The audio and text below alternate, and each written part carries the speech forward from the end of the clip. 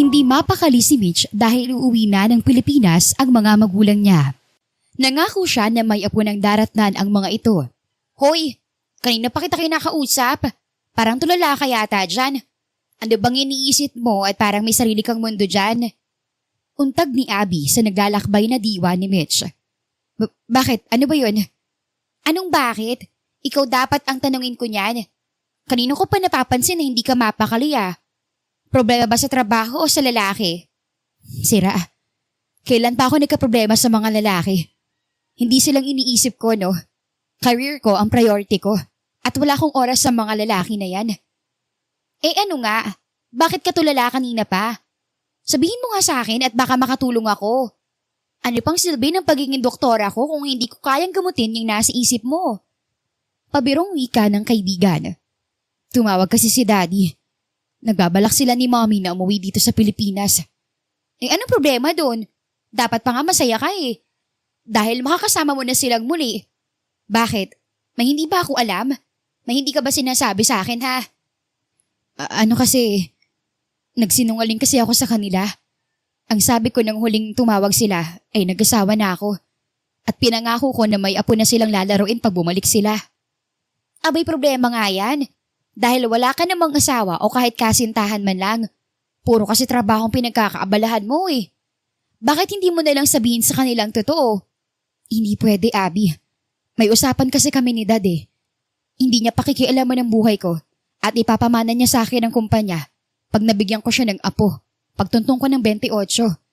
At pag hindi ko natupad yon, siya na mismo maghahanap ng lalaki na mapapangasawa ko. Anong plano mo ngayon? Mag-asawa ka nilang kaya at madaliin yung paggawa ng anak. Tapos ang problema mo. Kibit balikat na wika nito. Hindi naman ganyang kadali ang sinasabi mo, no?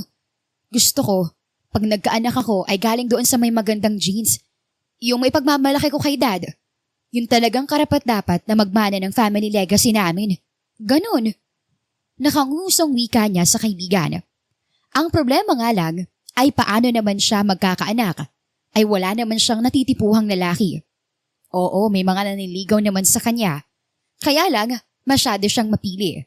Ayaw niya sa mga maniligaw niyang anghahambog nang dahil lang sa galing ang mga ito sa mayamang pamilya. Kung pwede nga lang sana magkaanak ng walang asawa eh. Wala sa loob na sambit niya.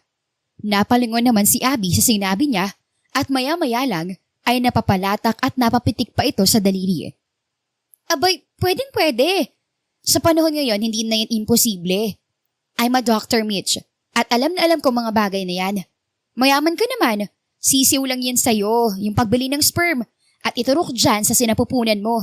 At presto, magkakababy ka na. Alam ko naman yun. Kaya lang, ayaw ko nang kung kanino lang galing ang ituturok sa akin. Siyempre gusto ko yung may magandang bloodline naman na magiging anak ko, no?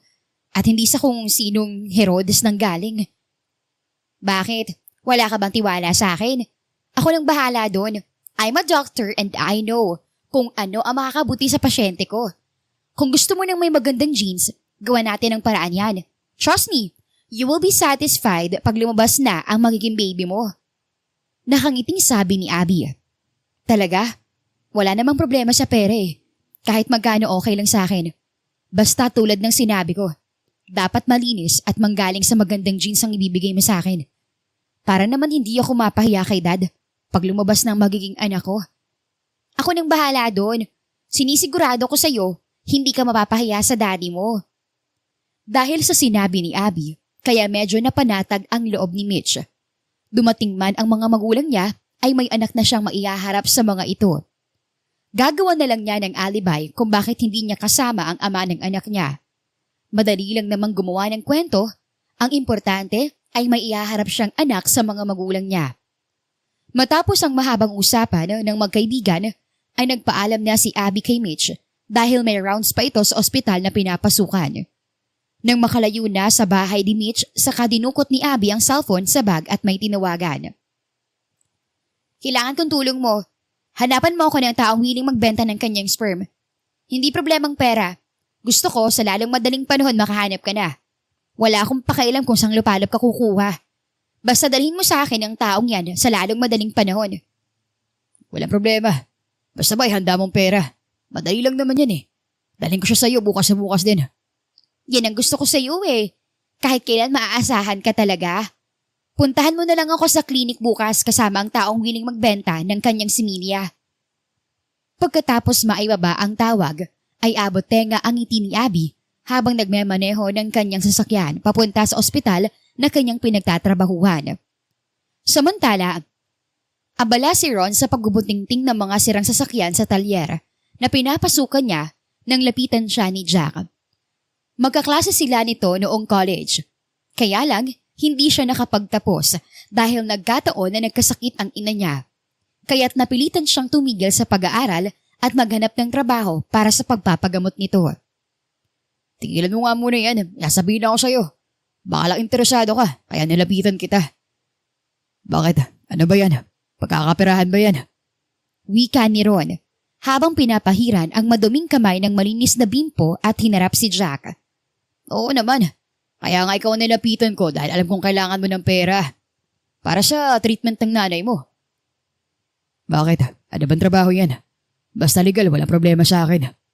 Sagot ni Ron habang binubuksan ang bottled water at saka sunod-sunod na lumagok. Di mo na kailangan magpakahirap sa pagtatrabaho. Ang sperm mo lang ang kailangan ko. Magiging sperm donor ka, kapalit ng malaking halaga. Biglang napabuga ng tubig na iniinom si Ron sa sinabi ni Jack at nakakunot ang noong humarap dito. Ano? Anong sperm donor? Gulalat na bulalas niya. Yes, Ron. Tamang narinig mo. Siguro alam mo naman na may mga taong walang kakayahang magkaanak. Kaya nag-undergo sila ng process na tinatawag na artificial insemination. Bumibili sila ng sperm para maiturok dun sa taong gusto nilang magbuntis. Hindi ka pa nun. Nakakatulong ka na sa kapwa mo, magkakapera ka pa. At importante pa dun ay malaking tulong ang perang mababayad sa'yo para sa pagpapagamot ng nanay mo. Mahabang litanya ni Jack. Biglang natahimik at napaisip si Ron sa alok ni Jack. Kung tutuusin, wala namang mawawala sa kanya at tulad ng sinabi nito, ay makakatulong pa siya sa kapwa niya na nangangarap na bumuo ng isang pamilya. At isa pa, kailangan niya ng pera para sa nanay niya. Kahit hindi niya ito tunay na ina, pero ito na ang kumupkop at nagpalaki sa kanya. Kaya utang niya dito ang lahat. Sige, payag na ako. Sabihan mo na lang ako kung kailan na makapaganda ako. Wika niya dito at saka binalikan ang ginagawa. Bukas mo na gawin yan. Ngayon ang lakad natin. Nagmamadali at atat na kasi ang buyer na magkaroon ng anak eh. Kaya ipagpabukas mo na yan. Ani Jack. Ha? Ngayon na ba? Tingnan mo naman ang itsura ko. Ang dungis ko. Puro grasa pa tong kamay ko. At saka hindi na rin malinis itong damit ko. Konting ilamos at hugas lang ay okay na yan. Ang importante naman ay ang similya mo. Alam ko malinis yan dahil wala ka namang ni anumang bisyo sa katawan. Nag-alangan pa si Ron pero minabad na rin na siya ni Jack. Kaya minabuti niya munang iwanan ang ginagawa at sumama na lang siya rito. Ayaw niyang palampasin ang pagkakataon na magkapera at makatulong sa pagpapagamot ng nanay niya. Pagkatapos ng ilang minutong biyahe ay pumasok sila sa isang hospital. Sinalubong sila agad ng isang doktor ayon sa pananamit nito at nakumpirma niya nang tinatawag itong Doc Abby ni Jack. Matapos ang mahabang proseso, ay nakatanggap si Ron ng 20,000 piso mula sa kaibigang si Jack bilang kabayaran. Samantala, ganoon na lang ang tuwa ni Mitch nang ibalita ni Abby sa kanya na nakahanap na ito ng sperm donor para sa kanya. Parang nabunutan siya ng tinik sa dibdib dahil sa nawalan na siya ng alalahanin pa. Thank you talaga, Abby ah. Hayaan at makakabawi rin ako sa'yo. Buong pusong pasasalamat niya sa kaibigan. Naku, wala yun no. Maliit na bagay lang naman. At saka magkaibigan naman tayo kaya sino pa bang magtutulungan? Kundi tayo rin lang. Matapos maibaba ni Abby ang tawag kay Mitch, ay malapad naman itong napangiti at nagpaikot-ikot pa sa inuupuang swivel chair sa loob ng klinik nito. Tingnan ko lang kung may pagmamalaki ka pa sa daddy mo. Pag nalaman ng daddy mo, nagaling sa isang maruming pulubi ang ama ng magiging anak mo. Wika pa nito at napatawa ng mahina. Ang hindi alam ni Mitch ay may lihim na galit sa kanya si Abby. Iniwan kasi ito ng pinakamamahal niyang kasintahan noon dahil nahumaling ito sa ibang babae. At ang babaeng iyon ay walang iba kundi si Mitch. At walang kamuwang-muwang si Mitch na may pinaplano na palang masama si Abby sa kanya. Buong akala nito ay tunay niya talaga itong kaibigan, kaya't pinagkakatiwalaan niya ito. Matapos maisagawa ang artificial insemination kay Mitch, ay naging panatag ang loob niya. Ang kailangan lang naman niya ay regular na pagpatingin sa OB-GYN para tingnan ang kalagayan niya. Bukod pa doon ay wala na siyang iisipin pa. Pagkalipas ng 3 buwan ay saka pa lamang nakaramdam si Mitch ng kakaiba sa pangangatawan niya. Madalas na siyang mahilo sa umaga at nag-crave na siya ng pagkain. Palagay niya, naging matakaw pa nga siya dahil palagi na lang siyang gutom kahit kakakain pa lang naman niya. Kumusta? Masaya ka na ba dahil may laman na yung tiyan mo? Isang araw, tanong sa kanya ni Abby nang mapadaan siya sa klinik nito. Oo naman, sobrang saya. Kahit medyo nahihirapan at naninibago ko. Pero masaya ako. At saka wala na akong alalahanin pa. Kundi kung paano ko aalagaan ang batang ito sa sinapupunan ko. Wika niya habang bahagyang hinimas ang tiyan. Masaya ako para sa iyo, Mitch. Alam mo, napakaswerte mo sa buhay. Halos lahat na lang ng gusto mo nakukuha mo. Isa ka talagang pinagpala. Minsan nga naiinggit na ako sa iyo eh. Pabinturan nito. Nako, hindi naman. Nagkataon lang na maraming taong nagmamahal sa akin at isa ka na dun. Kaya maraming salamat ha. At naging kaibigan kita. Napakabuti mo sa akin. Kaya nagpapasalamat ako na nakilala kita. Wika niya dito sabay yakap dito na ginantihan naman nito. Naku, ang drama naman nito. Ganyan ba talaga pag nagbubuntis? Wika nito sabay tawa at marahang tinapik ang balikat ni Mitch. Ewan ko, parang ganun na nga. At sabay silang nagtawanan. Pagkatapos ng ilang minutong pananatili ni Mitch sa klinik ni Abby, ay nagpaalam na rin siya dito. Dumiretso siya sa supermarket upang bumili ng mga prutas. Yun kasi ang palaging kinikrave niya dala ng kanyang pagbubuntis. Kakarating pa lang niya sa bahay nang tumunog ang cellphone niya. Nang tingnan niya ang screen, ang daddy niya ang tumatawag. Yes, Dad. Kamusta na kayo ni Mom? Is everything okay? We are perfectly fine. We are doing great. And we are excited to go home. Ready na ang mga gamit namin ng mama mo. And baka next month ay nandyan na kami. Ikaw, kamusta na kayo ng asawa mo? Andyan ba siya? Every time na tumatawag kami ay nasa trabaho siya. Anak naman, baka pagdating namin dyan ay wala pa rin siya. Gusto ko ma-meet ang napangasawa mo. And para makilatis ko naman, binigla mo kami nang sinabi mong nag-asawa ka na without our consent. So, be sure na iharap mo sa amin pagdating namin dyan. Dad, may sasabihin sana ako sa inyo. Pero mas mabuti kung dito na lang natin pag-usapan pag uwi niyo ni Mommy. Is that a good news or a bad news? Basta, malalaman niyo pagdating niyo. May bad news and may good news din. Pero I'm sure you and Mom will be fascinated pag narinig niyo ang good news. Wika niya sa mas masiglang boses. Dahil sa sinabi mong yan, baka mapaagang uwi namin dyan ang mami mo. We can't wait to hear that good and bad news of yours. May gusto ko bang dalhin namin para sa'yo o sa asawa mo? Huwag ka mahiyang magsabi habang may oras pa kami sa pamimili ng mami mo. No, Dad. Hindi na kailangan. Okay na ako at wala na akong kailangan pa. Aba, himala yata at hindi ka naglalambing na magpabili ng gusto mo ngayon. I'm happy dahil simula na mag-asawa ka, parang naging satisfied ka na sa buhay mo dyan. Na-curious talaga ako kung anong klaseng lalaki ang napangasawa mo. Dahil sa sinabi ng ama, ay biglang natahimik si Mitch. Paano na lang pag nalaman nito na gawa-gawa niya lang ang lahat? Na wala naman talaga siyang asawa at kahit nakasintahan man lang. Bahala na. Ang importante, magkakaroon na sila ng apo at matutupad ko ang deal namin ni Dad. Bulong ng isip niya. Mitch, are you still there? Natahimik ka yata. Untag ng daddy niya sa bigla niyang pananahimik. Yes, Dad. I'm still here. Something came up. May asakasuhin lang ako saglit ha. Bye na muna, Dad. Susunod na lang tayo ulit mag-usap. Alibay niya bilang pamamaalam dito kahit wala naman siyang gagawin. Hindi niya lang alam kung ano ang isasagot niya sa daddy niya kaya minabuti niyang mag-imbento ng dahilan para putulin ang tawag. Sige. Basta mag-iingat ka palagi dyan, anak. And see you soon. We miss you so much and we love you. Lagi mong tatandaan yan. I know, Dad. And I miss you more. Kayo ni Mom.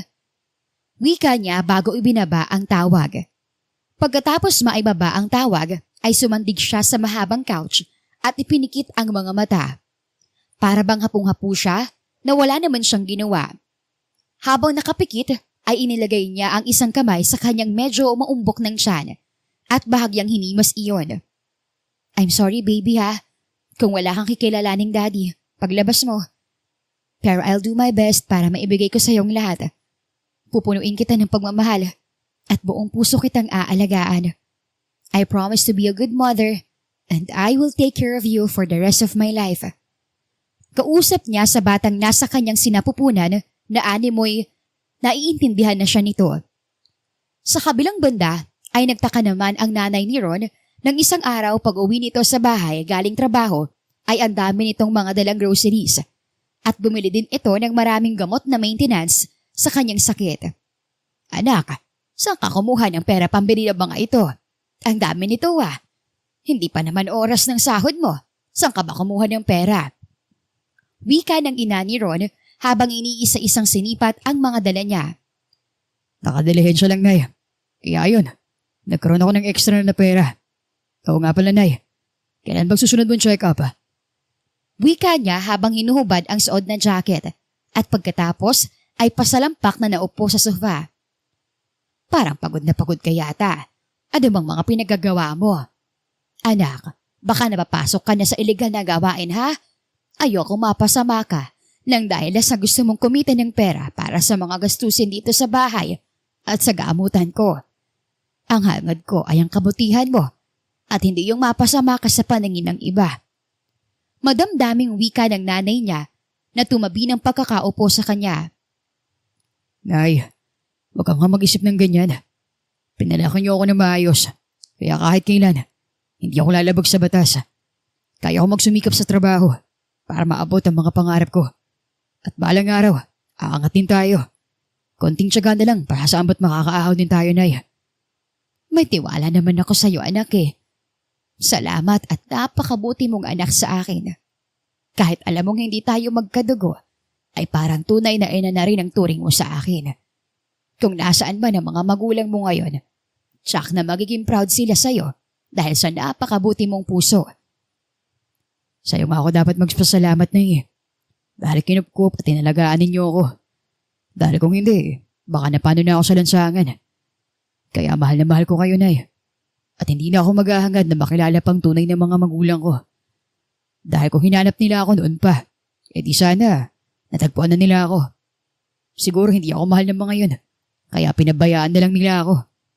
Huwag kang magsalita ng ganyan, Ron. Malay mo, baka hanggang ngayon hinahanap ka pa rin nila. Hindi ba sabi mo noon, naglalaro ka lang sa park at may biglang kumuha sa'yo. Tapos pagising mo, nasa isang kalsada ka na. At doon kita nakita. Habang pauwi ako galing trabaho. Iyak ka nga ng iyak noon eh. Kaya naawa ako sa'yo. Hindi ka naman nagsasalita. Masyado ka yatang na-trauma sa nangyari sa'yo. Dinala pa nga kita sa pulis para i-turn over. Pero ayaw mo namang bumitaw sa akin. Ngawa ka ng ngawa kaya nagpatulong ako sa DSWD para kupkupin ka habang hindi ka pa nahanap ng mga magulang mo. Ewan ko, Nay. Pero nawawala na ako ng pag-asa na mahanap pa nila ako. 20 taon na nang nakalipas. Siguro nakalimutan na nila ako. Ang kwintas na to lang ang tanging pagpapaalala sa akin ng mga magulang ko. Wika niya habang hinahaplos ang palawit na crescent moon ng kwintas na suot niya. At huwag mong kalimutan ang nunal mo sa dibdib na hugis crescent moon din. Siguro sadyang pinagawa ng mga magulang mo yung kwintas na yan. Kapareho ng hugis ng donal mo.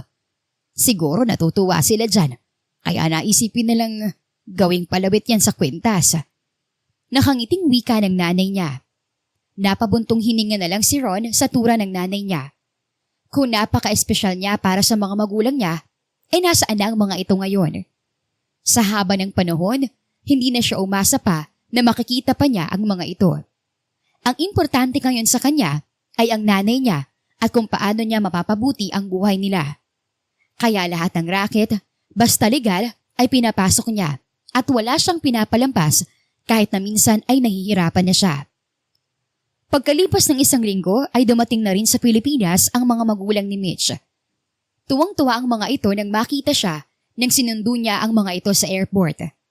Halos ayaw nang kumalas ng mommy niya sa pagkakayakap sa kanya. Samantalang ang daddy naman niya ay kuntodo ang ngiting nakatingin lamang sa kanila. Naku anak, parang tumaba ka yata ah. Masyado ka namang inaalagaan ng asawa mo at nawawala ng kaseksihan mo.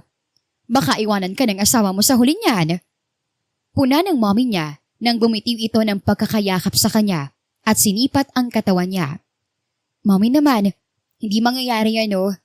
Tara na nga't nang makapagpahinga na kayo ni dad sa bahay. Alam kong pagod kayo sa mahabang biyahe.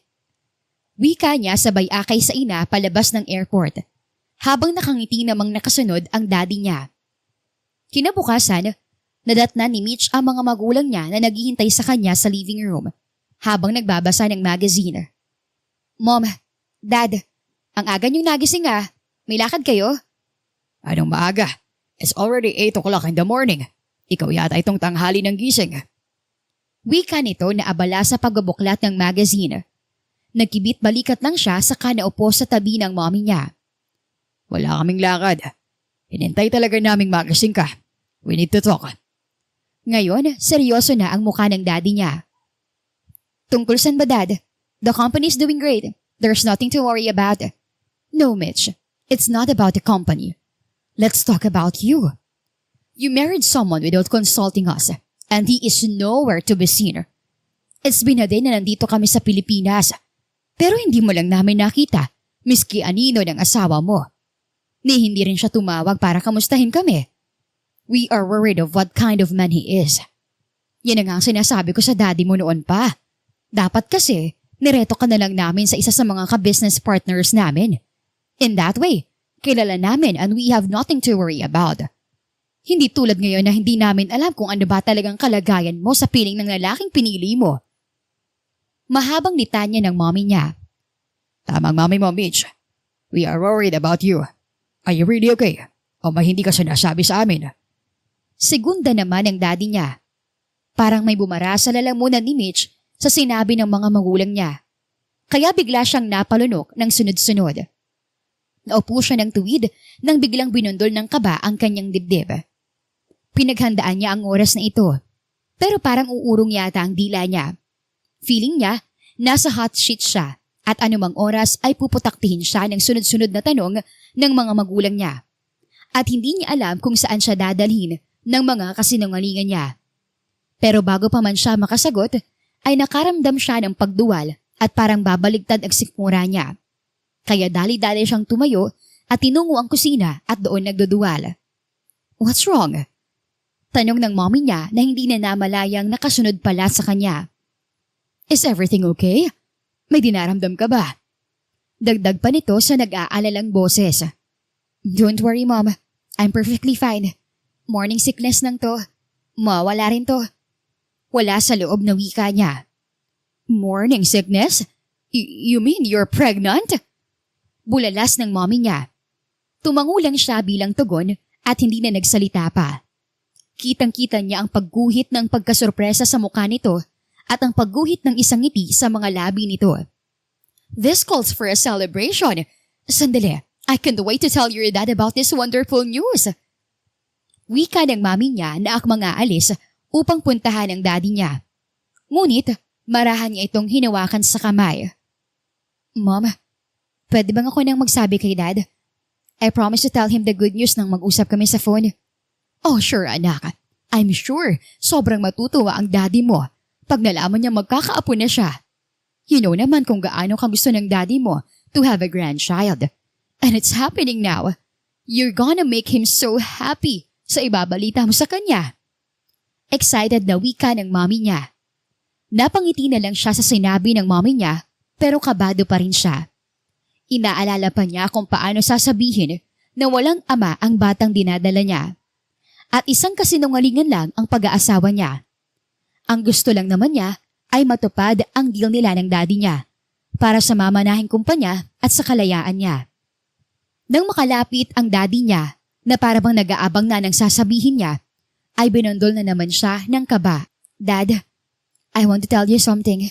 Sa inyo ni Mom. Wika niya nang makaupo sa sofa at nakaharap sa daddy at mommy niya. Sure. Tungkol ba yan sa good and bad news na sinasabi mo sa phone? I'm dying to hear it. Eksaheradong wika ng daddy niya. Wait, I want to hear the good news first. Dad, the good news is, you are going to have a grandchild soon. Direktang sabi niya. Really? Oh, that's a great news. Wika ng ama niya na biglang napatayo at bakas sa muka ang labis na tuwa. At last, you did something right on marrying the man of yours. Sa ngayon, mapapanatag na ang loob ko na may magpapatuloy na ng lahi natin. I want to meet your husband and thank him for giving me an heir. Kailan ba siya uuwi? Nang sa ganun ay makapag-bonding naman kami. Dad, ano kasi, the truth is, wala na kami. Pero don't worry about me, Dad. I'm fine. Ang importante naman is this baby inside me, di ba? Yung magiging apo nyo. Halos magkanda-utal-utal na wika niya sa ama. What? Biglang bulalas ng daddy niya. Pati ang mami niya ay napasinghap pa sinabi niya. Mom, Dad, sana wag kayong magalit sa akin. How ridiculous. Paano naman kami magagalit sa'yo? Galit ako sa asawa mo.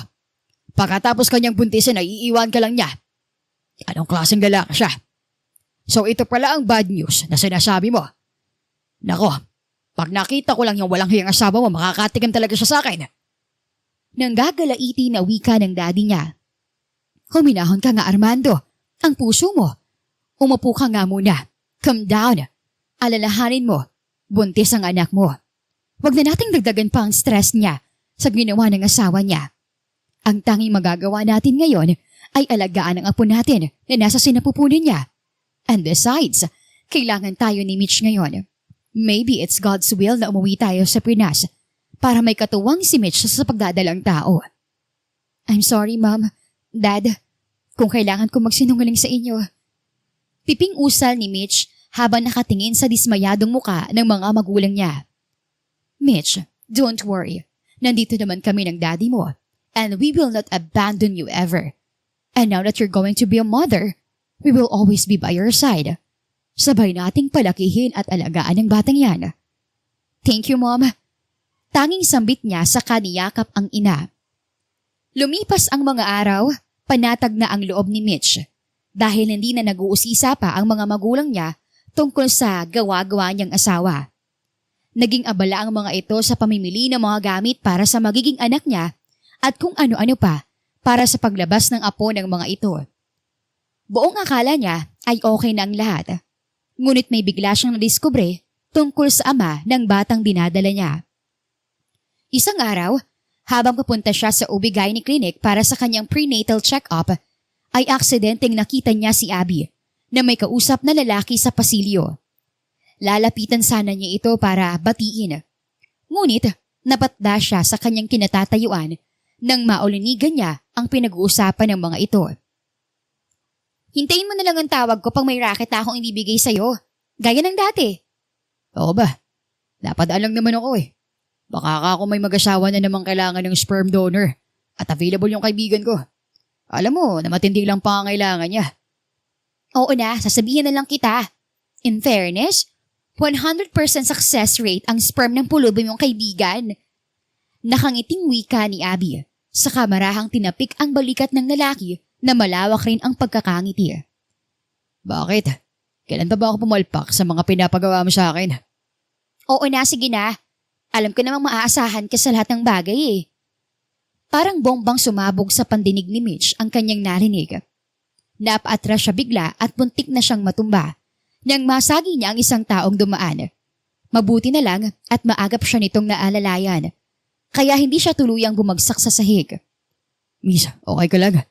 Parang namumutla ka yata. Okay lang ako. Salamat nga pala. Tipid niyang sagot sa kanginitian ang lalaki. Sigurado ka? Parang ka kasing may dinaramdam. Okay lang talaga ako. Bigla lang ako nahilo. Dala ng pagbubuntis ko. In fact, papunta nga ako sa OB ko ngayon. Wika niya sa lalaki, sabay turo ng klinik ng OB niya sa di kalayuan. At nakita niyang wala na si Abby at ang lalaking kausap nito sa pasilyo kanina. Dahil sa sinabi niya, ay napatango na lang ang lalaki at nagpaalam sa kanya nang makitang okay naman siya. Pagkatapos ng kanyang prenatal check-up, ay naisipan ni Mitch na puntahan ang kanyang kaibigang si Abby sa klinik nito. Hindi pa rin siya makapaniwala sa kanyang narinig. Buo ang tiwala niya kay Abby nang sabihin ito sa kanya na manggagaling sa isang malinis at magandang uri ng sperm na ituturok nito sa kanya. Binigyan pa siya nito ng assurance na hindi siya mapapahiya sa daddy niya. Tapos ngayon, malalaman niyang galing sa isang pulubi ang sperm na itinurok sa kanya. Ibig sabihin nito, isang pulubi ang ama ng magiging anak niya. Paano na lang pag nalaman ng pamilya niya? Siguradong isang malaking kahihiyan sa angkan nila ang magkaroon ng anak sa isang pulubi. Paano niya nagawa sa akin to? Paano niya nagawang magsinungaling sa akin? Mga tanong sa isipan ni Mitch habang binabaybay ang daan patungo sa klinik ni Abby. Pagdating sa klinik ni Abby, ay nakita niyang nagre-retouch ang kaibigan. Mabuti naman at wala kang pasyente. Bungad niya dito at naupo sa visitor seat na nandoon. Kakaalis lang ng huling pasyente ko. Buti inabutan mo ako. Hindi ka man lang nagsabi na pupunta ka. Maglalunch ako sa labas. Tara, sabay na tayong kumain. Yakag nito sa kanya habang tinitiklop ang press powder na gamit nito. Wala akong ganang kumain. Nandito ako dahil may gusto kong malaman. Tungkol dito sa pinagbubuntis ko. Bakit? May dinaramdam ka ba? Anong gusto mong malaman? Sabihin mo lang. Wika nito, sabay tabi sa kanya at ginagap pa ang kanyang kamay. Gusto kong malaman kung kanino galing ang simil niya na tinurok sa akin. Bakit pa? Ayan o, ilang buwan na lang at manganganak ka na. Hindi na importante kung sino ang ama ng batang yan. Wala ka bang tiwala sa akin? Ang mahalaga, magkakaanak ka na at matutupad mo ng gusto mo. Bakit mo nagawa sa akin ang bagay na yun, Abby? Pinagkatawalaan kita. Nangako ka sa akin na hindi ako mapapahiya kay Daddy. Dahil nanggaling sa isang maganda at malinis na jeans ang ibibigay mo sa akin. Pero bakit mo ginawa yun? Bakit? Mitch, ano ba yung pinagsasabi mo? Hindi kita maintindihan. Ikaw ang hindi ko maintindihan, Abby. Akala ko totoong kaibigan kita. Pero paano mo ako nagawang linlangin? Paano mo nagawang magsinungaling sa akin? Mitch, kumalma ka nga. Anong lilinlang? Anong nagsisinungaling? Kunot noong tanong nito sa kanya. Huwag ka na magmaang-maangan pa, Abby. Aksidenteng narinig ko kanina ang pinag-uusapan nyo ng lalaki sa pasilyo. Narinig kong galing sa isang maruming pulubi ang similya na tinurok sa akin. Buong panunumbat na wika niya rito. Biglang natigilan si Abby sa narinig. Bigla itong tumayo at dumistansya sa kanya. So, alam mo na pala. Sayang ang napaagang pagdiskubre mo. Gusto ko sanang isiwalat ang lahat sa araw na ipagmamalaki ng magaling mong ama ang paglabas ng kanyang pinakamamahal na apo at kaisa-isang heredero. Anong ibig mong sabihin? Ha? Gusto mo ng malinis at magandang lahi, di ba? Pwes, hindi mangyayari yon. Tama lang na pandarihan ng pamilya mong anak mo at itakwil ka nila kasamang anak mong pulubi. Wika nito at napatawa pa ng pagaka. Bakit, Abby? Ano bang kasalanan ko sa'yo? Bakit mo ginagawa sa akin to? All these years akala ko totoong kaibigan kita. Pero bakit? May nagawa ba akong mali na hindi mo sinasabi sa akin? Pwede naman natin yung pag-usapan, di ba? Hindi na yung humantong pa tayo dito. Hindi mo na may babalik ang nakaraan, Mitch. Kaya magiging masaya lang ako pag nasira akong buhay mo. Gaya ng pagsira mo noon sa buhay ko. Anong sinira? Wala akong alam sa pinagsasabi mo, Abby. Kahit kailan, hindi ko ugaling manira ng buhay ng iba. Alam ko sa sarili ko na mabuting tao ako. Kaya imposible ang sinasabi mo. Sinira mong buhay ko nang ipagpalit ako ni John sa'yo. Pati ang batang nasa sinapupunan ko na wala lang dahil sa'yo. Iniwan ako ni John nang dahil na humaling siya sa'yo. Hanggang ngayon, nandito pa rin ang sakit sa dibdib ko. Kaya pinlano kong lahat, mapalapit lang sa'yo. Gusto kong iparana sa'yo ang pait ng isang taong iniwan at itinakwil. Hindi ko alam. Oo, inaamin ko niligawan ako ni John. Pero hindi naging kami, Abby. Walang namagitan sa amin. Sinungaling. Hindi ako bulag, Mitch. Nakita ko mismong yakapan yung dalawa. Kaya hindi mo ako mauuto. Abby, nagkakamali ka. Umalis ka na. Baka makalimutan kong buntis ka at ano pang magawa ko sa'yo. Pero hindi pa tayo tapos, Mitch. Wika nito sa kanya sabay bukas ng pinto at minuestra na lumabas na siya. Dahil sa naguguluhan si Mitch, ay para siyang robot na lumabas ng pinto. Parang hindi pa rin nag-sink in sa utak niya ang mga nadiskubre. Palabas na siya ng ospital nang mahagip ng kanyang mga mata ang lalaking kausap ni Abby kanina na nagyoyosi sa isang kainan sa tapat ng ospital. Nang makita niyang paalis na ito gamit ang isang motorsiklo, ay naisipan niyang sundan ito. Ilang saglit lang ay humantong sila sa isang talyer. Bumaba ito at nilapitan ng isang lalaki na nagkakalikot ng isang sasakyan. Nagmasid muna siya sa paligid bago niya naisipang bumaba at palihim na nakinig sa usapan ng dalawa. Hindi naman niya ugaling makinig sa usapan ng iba. May gusto lang siyang malaman kaya para siyang espiya ngayon na nasa undercover. Napasugod ka. May rakat na naman ba? Sabihin mo lang para mapaglaanan ko ng oras. Hindi yung binibigla mo ako nang wala sa oras. Wala. Papakaliot ko lang tong motor ko. Parang hindi na magandang tunog eh. Aalis na sana si Mitch dahil parang matatagalan pa ang lalaki sa talyer. Hindi niya kasi gusto ang naaamoy niya sa lugar na yon. Nang muling magsalita ang lalaki. Matumal eh. Mabuti na lang at nakaraket ka dun sa bumili ng similya mo. Yaan mo. Pag may naghanap, irerekomenda kita ulit. Masyadong healthy ang similya mo eh. Ayun at buntis na kagad ang naturukan. Napatda si Mitch sa narinig. Ngayon, alam na niya kung saan galing ang ngayong nasa sinapupunan niya. Wala sa oras na napasa po siya sa tiyan at dali-daling bumalik sa kotse. Ngunit bago pa man siya makapasok sa loob ng sasakyan, ay narinig niya ang pagtawag ng lalaki sa kanya. Sandali. Ano mang problema ng kotse mo? Sandali, titingnan ko. Pasensya na't hindi kita kagad na asikaso. Nainip ka na yata sa paghintay. Jack, pwede bang tingnan ko muna tong kay Miss Ganda? Bago ko alikutin yung motor mo. Baling ito sa lalaking tinawag nitong Jack na sumenyas lang ito bilang sagot na pumapayag. Ikaw?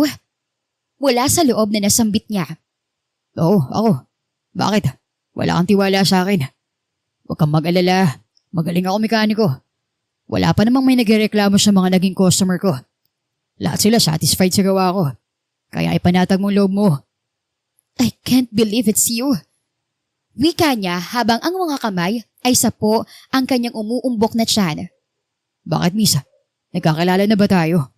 Kunot noong tanong ni Ron. Hindi. At wala akong intensyong kilalanin ka. Sapat nang nalaman ko. Kaya aalis na ako sa lugar na to. Ngunit paalis si Mitch ay biglang umikot ang paligid niya at dumilim ang kanyang paningin. Kung hindi maagap si Ron ay baka natumba na siya sa sahig. Miss, ano ba nangyayari sa'yo? Okay ka lang ba? Mga katagang narinig niya bago siya nawala ng ulirat. Pagkagising ni Mitch ay mukha agad ni Abby ang kanyang nabungaran. Nilibot niya ang paningin sa paligid at napagtanto niyang nasa loob siya ng isang ospital. Tingin ka nagising ka na. Masyado mo naman akong pinag-alala nang bigla ka lang nawala ng malay sa talyer. Mabutit malapit lang ang talyer sa ospital. Kaya nadala ka namin agad ni Jack. Wika ni Ron na hindi niya napansin na nakaupo sa kanyang bandang likuran. What a coincidence, diba? Ang mismong sperm donor mo na ang nagdala sa'yo dito. Bilib din naman ako sa'yo, Mitch. At ang bilis mong natunto ng ama niyang nasa sinapupunan mo. Sandali. Ibig sabihin, sa kanya napuntang similya na galing sa akin. Tila gulat na tanong ni Ron kay Abby. Tumpak! The high and mighty Mitch bearing the beggar's child. How dramatic, diba? Tama na, Abby. Bakit mo ba ginagawa sa akin to? Wala naman akong kasalanan sa'yo Mali na pinaghigantihan mo ko sa mga bagay na wala akong alam. Kahit ano pang sabihin mo, hindi mo na mababago ang mga nangyari. Harapin mo na lang ang katotohanan at kahiyan pag nalaman ng mga magulang mo na galing sa isang pulubi ang tagapagmana ng pamilya niyo. Look at him. Marusing at puno ng grasa ang ama na magiging anak mo. Malayong malayo dun sa pinapangarap mong maninis at magandang jeans na pwede mong maipagmalaki sa angkan nyo. May panguuyam pa na wika ni Abby. Dahil sa narinig, ay parang nainsulto ang pagkatao ni Ron. Oo, marusing nga siya dahil sa pagkukutingting ng mga sirang sasakyan. Pero marangal ang trabaho niya at hindi siya nangihingi ng pera sa daan. Lahat ng sentimong kinikita niya ay pinaghihirapan niya. Pulubi man siya sa tingin ng iba, pero yun ang trabaho at ang bumubuhay sa kanya at sa nanay niya. Buong akala ko, sa mag-asawang nangangailangan ng anak mapupuntang similya ko. Hindi ko akalaing gagamitin lang pala ito sa paghihiganti. Napailing at dismayadong wika ni Ron. Nakatingin siya ngayon kay Mitch na hindi mawari kung anong iniisip. She looked bothered and helpless at naantig ang puso niya habang nakatitig dito. Maganda ito. Maputi at medyo alon-alon ang mahaba nitong blonde na buhok. Hindi may pagkakailang nanggaling ito sa isang mayamang pamilya.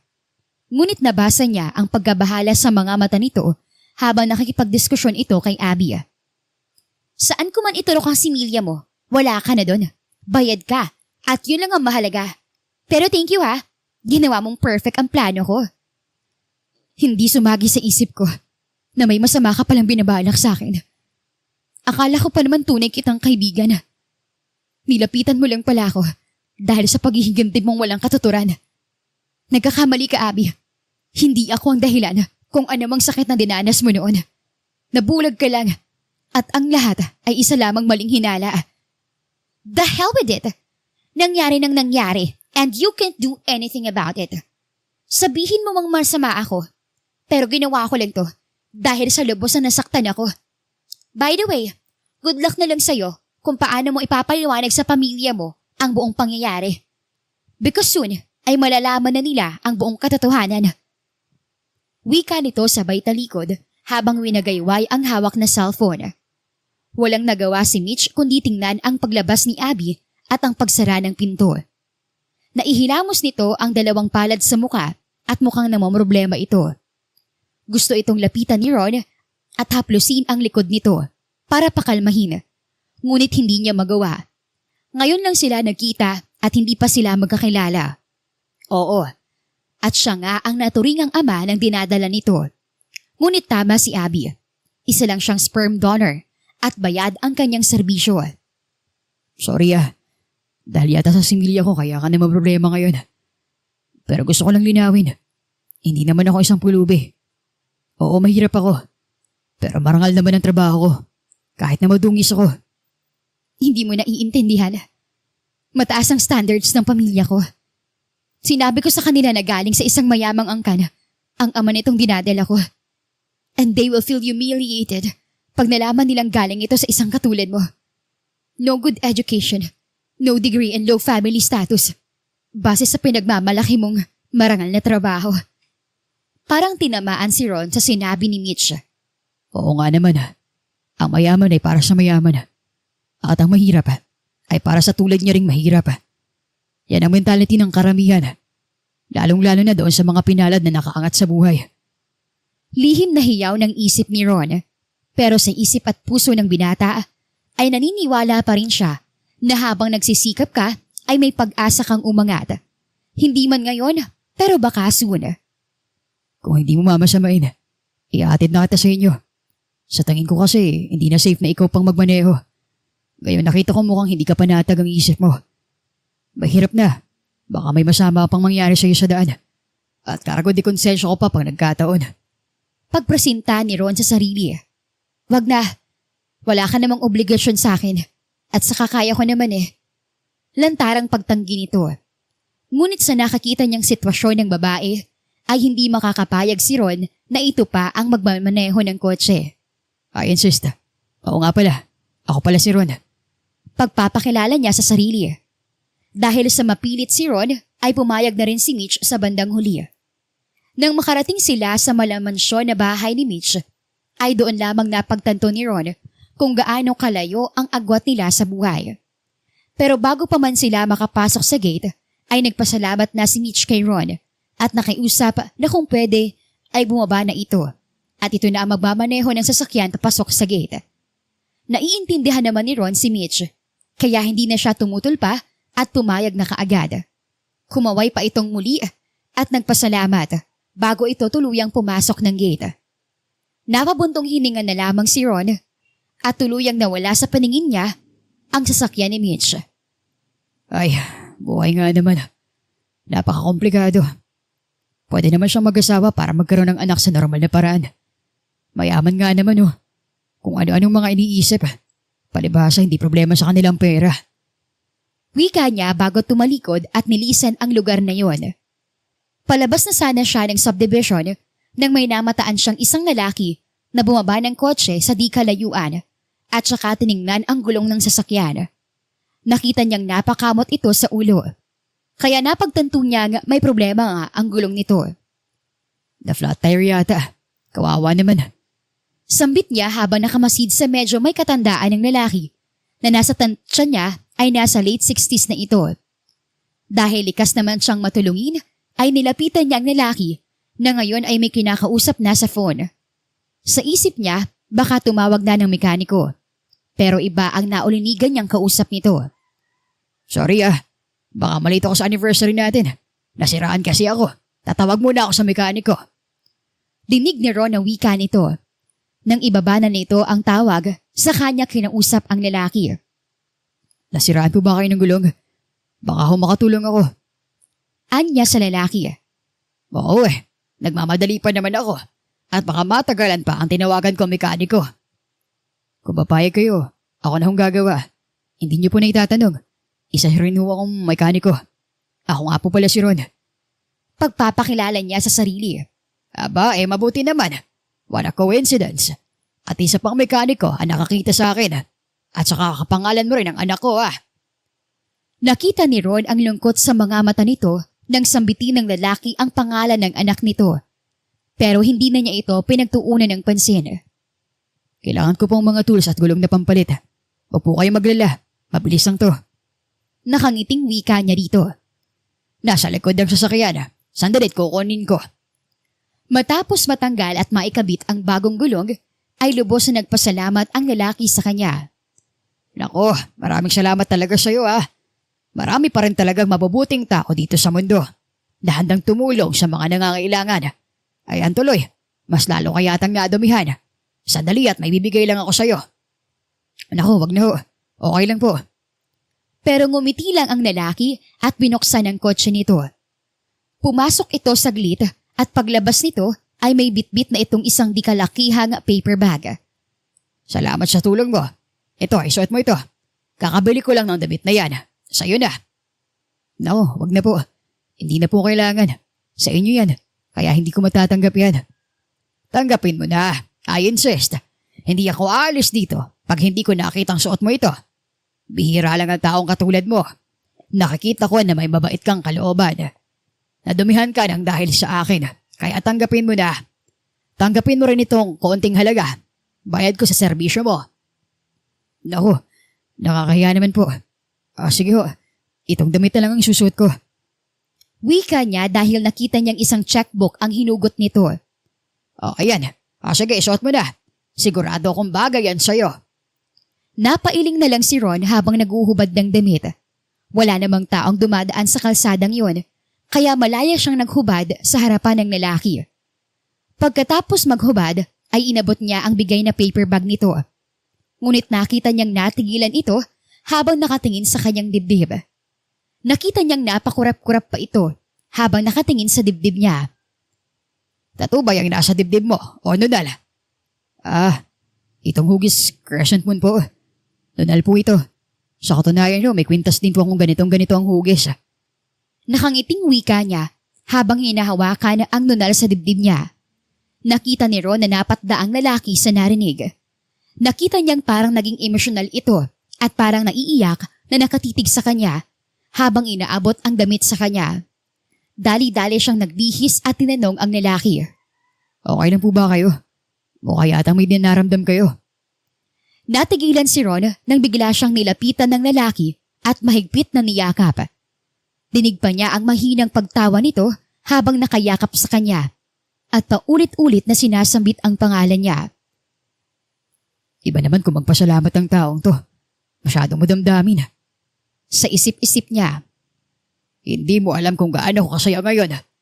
Tila naabot ko ang langit dahil sa wakas natagpuan na rin kita. Sa haba ng panahon, hindi ako nawala ng pag-asa na makikita tayo muli. Alam ko sa puso ko na nandiyan ka lang. At tadhana lang ang makakapagsabi kung kailan magkukrus ang landas natin. At nangyari na nga ang matagal ko ng dinarasal. Kumulas ito sa pagkakayakap sa kanya at marahang tinapik ang balikat niya. Kahit naguguluhan siya sa inasal ng lalaki, ngunit may iba siyang nararamdaman habang yakap nito. Parang matagal na silang magkakilala at ang gaan ang pakiramdam niya. Tara na, umuwi na tayo sa atin. At iyak ako maglulundag ang mama mo sa tuwa pag nakita ka. Ron, anak, miss na miss ka namin. Maluhalo ang sambit pa nito. Dumagungdong sa kaba ang dibdib ni Ron. Parang may bombang sumabog sa dibdib niya sa realisasyong tumama sa kanya. Ang lalaking kaharap niya ay ang kanyang tunay na ama. Kaya pala ganoon na lamang ang nararamdaman niya nang yakapin siya nito. Hindi niya inasahang matatagpuan pa niya ang kanyang tunay na mga magulang sa mahabang panahon. Lahat ng gustong panunumbat sa dibdib niya ay biglang naglaho nang makita ang ekspresyon sa mukha ng ama. Kitang-kita niya kung gaano ito ka-emosyonal nang malaman na siya ang nawawala nitong anak. Papa. Tanging sambit niya at buong pusong niyakap ang ama. Nang oras ding iyon ay sumama siya sa kanyang ama at namangha siya nang makarating sa bahay nito. Sa inyong bahay na yan? Tanong niya sa ama nang makapasok sila sa gate at bumungad sa kanya ang malaman siyang bahay ng lalaki. Oo anak. At syempre, sa iyo na rin. Dahil ikaw lang naman ang kaisa-isang tagapagmana namin. Ang lahat ng nakikita mo ay pag-aari mo. And now that you're here, siguro, kailangan ko nang mag-resign sa kumpanya at ikaw na ang papalit sa akin upang pamahalaan niyon. Matanda na ako at kailangan ko na rin magpahinga. Magliliwalaw na lang kami ng mama mo. Oo nga pala anak, hindi ko na itatanong, may asawa at mga anak ka na ba? Sana naman meron na para naman may apo na kaming makakalaro ng mama mo.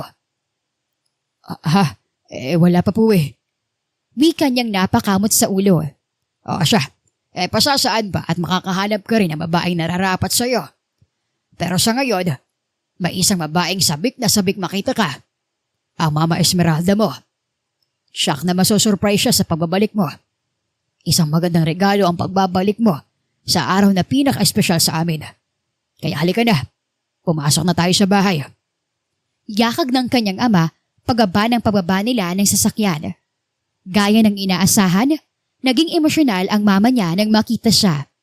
Parang ayaw na siyang bitawan nito sa pagkakayakap. Dama niya ang labis na pangungulila nito sa kanya.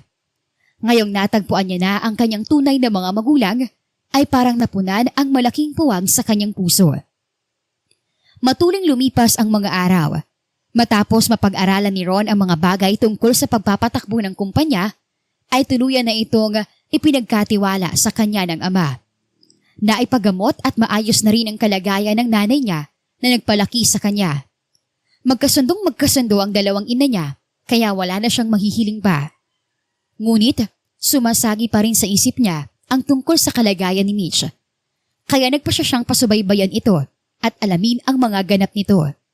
Kaya minsan, nang malaman niya na pupunta ito sa ospital para sa kanyang prenatal check-up, ay sinadya niya talagang puntahan ito.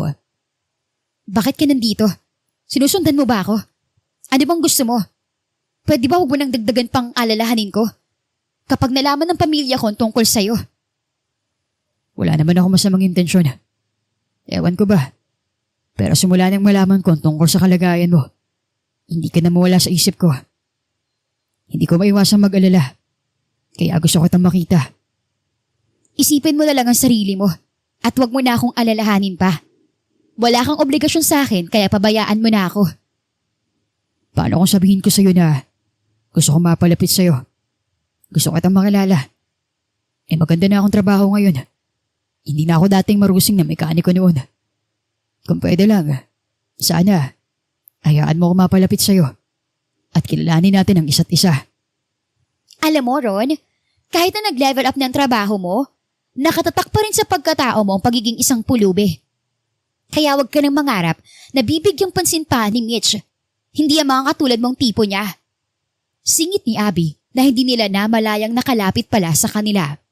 Siguro, nag-rounds ito at namataan sila ni Ron kaya lumapit ito sa kanila. Huwag mo akong itulad sa'yo, Abby. Hindi maitim ang budhi ko, kagaya mo. Halika na nga, Ron. At naging masama ang simoy ng hangin dito. Parang nasusuka yata ako. Wikang pasaring ni Mitch kay Abby. Nakita ni Mitch ang biglaang pagdilim ng anyo ni Abby sa sinabi niya.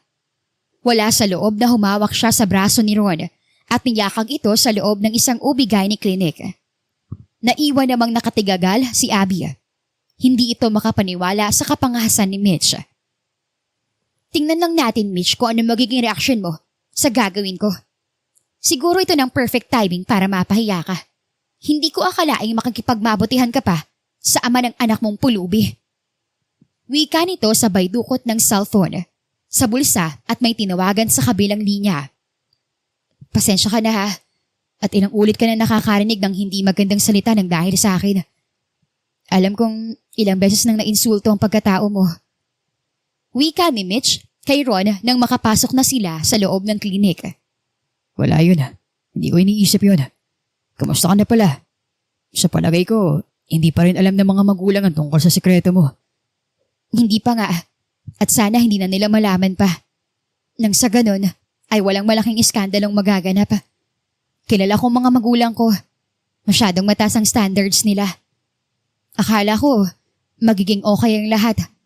Hanggang sa lumabas ang batang to. Hindi ko sumagi sa isip ko na magiging komplikado palang lahat. Kaya ko namang panagutan ng batang yan. Magsabi ka lang. At hindi ako magdadalawang isip na pakasalan ka. Diretsyong tura ni Ron kay Mitch. Yun na nga ang problema eh. Hindi ka papasa sa mga magulang ko. Baka makarinig ka na naman ng mga hindi magandang salita mula sa kanila. Kaya sa'yo, papasa ba ako? Pero bago pa man makasagot si Mitch, ay tinawag na siya ng sekretarya ng OB na siya na ang susunod. Matapos ang check-up ni Mitch ay nagulat pa siya nang datnan niya ang mga magulang niya sa labas ng klinik na kausap si Abby. Mom, Dad, anong ginagawa niyo dito? Akala ko umattend kayo ng party ng isa sa mga kaibigan niyo. Yes, pero nakatanggap kami ng tawag mula dito sa kaibigan mo si Abby. Urgent daw at kailangan naming magmadali. Only to find out na nagsinungaling ka pala sa amin. Abby told us everything. All we wanted to know is to hear the whole truth from you. Dad, pwede bang sa bahay na tayo mag-usap? I'll explain everything to you. Bakit kasi hindi mo nalang aminin ang totoo, Mitch? Nang sa ganun malaman nilang lahat ng mga kasinungalingan mo. At ang pagpatol mo dyan sa pulubing ama ng anak mo. Nakangusong wika pa ni Abby. Totoo ba sinasabi nitong kaibigan mo? Or should I say, ex-friend? Dad, I can explain. So, it's all true. Gawa-gawa mo lang ang pagkakaroon ng asawa at nagpaturok ka ng similya para lang mabuntis. Para lang magawa mong deal natin. And this man is the sperm donor. Baling ng daddy niya kay Ron na tahimik lang na nakikinig sa usapan nila. Yes, Dad. I'm sorry. Kung nilinlang ko kayo. Wala na kasi ako maisip na ibang paraan how to give her family an heir. Since hindi ko pa natatagpuan ang lalaking magpapatibok ng aking puso. So, I've decided to undergo an artificial insemination. Para lang mabigyan ko kayo ng apo. At mapulfill ko yung napagkasunduan natin. Oh, I see. Pero sa tingin ko, at gaya ng sinabi ni Abby, ay nakikipagmabutihan ka na sa lalaking ito. Wika ng papa niya at itinuro pa ang tahimik lang na si Ron. Pero hindi inaasahan ni Mitch ang biglang pagsalita ni Ron. Kung hindi niyo kayang tanggapin ang ginawa ni Mitch, at kung sakaling itakwil niyo siya, handa ko siyang pakasalan at panindigan ang pagiging ama ng magiging anak namin. Matapang na wika ni Ron sa kanyang ama. Biglang napatawa ng pagak si Abby. Samantalang naging seryoso ang mukha naman ng ama ni Mitch. Ang lakas din naman talaga ng loob mo. Isang pulubi, nangarap na makatungtong sa palasyo? Dream on! Akala mo naman papayag ang mga magulang ni Abby na mag-iskandalo ang pamilya nila na sa pagkakaroon ng manugang na pulubi? Seryoso ka ba sa sinasabi mo, lalaki? Paninindigan mo itong anak ko. Kaya mo ba siyang buhayin at ibigay ang lahat ng mga pangangailangan niya? Baka hindi mo alam ang papasukin mo. Opo, seryoso po ako. Alam ko ang papasukin ko. At sinisiguro ko ho sa inyo na kaya kong suportahan si Mitch at ang magiging anak namin. Matapang ka, determinado at may paninindigan. Kung gayon nagkakamawutihan na pala kayo ng anak ko, ay hindi na ako tututol pa. Ayaw ko namang lumabas na bastardo ang apo ko. Wika ng ama niya na ikinagulat niya lalong-lalo na ni Abby. Ha? Tama bang nadinig ko? Pumapayag kayong maging manugang si Ron? Pero hindi siya nababagay sa pamilya ninyo. Isa lang siyang isang hamak na pulubi at walang narating sa buhay. Sino may sabing pulubi ang anak ko? Wika ng ama ni Ron na biglang sumulpot sa kung saan na hindi niya namamalayan. Dad, anong ginagawa niyo dito? Bakit kayo nandito? Kung hindi pa kita papasubaybayan, hindi ko pa malalaman na magkakaapo na pala ako. Bakit hindi mo man lang nabanggit sa amin ng mami mo na magkakaanak ka na pala? Dad, kasi... Wika niya na napakamot sa ulo dahil hindi niya alam kung paano niya ipapaliwanag sa ama ang lahat. Literal naman na napanganga si Abby sa narinig. Hindi siya makapaniwalang anak si Ron ni Mr. Saseldo, ang isa sa pinakamalaking shareholder sa ospital na pinagtatrabahuhan niya. Since nandito na tayo, bakit hindi tayo pumunta sa isang lugar at pag-usapan ang tungkol sa mga anak natin? Maybe it's time para magkakilala ang mga pamilya natin. Wika ng ama ni Mitch. Sure, doon tayo sa bagong bukas na restaurant. Sandali tatawagan ko lang ang asawa ko at doon na lang tayo magkita. Ilang minuto nang makaalis sina Mitch at Ron kasama ang mga magulang nito, pero parang napako pa rin si Abby sa kanyang kinatatayuan. Hindi siya makapaniwalang nawalan ng saysay ang lahat ng plano niya.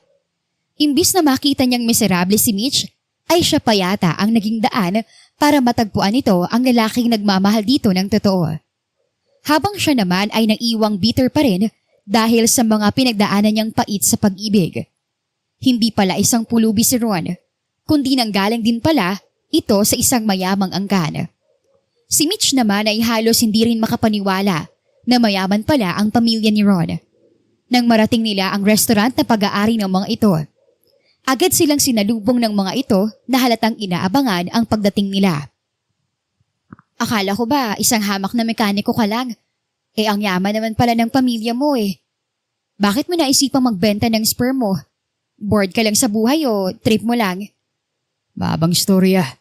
Masasaan ba at malalaman mo rin ang lahat pag araw-araw na tayo magkasama.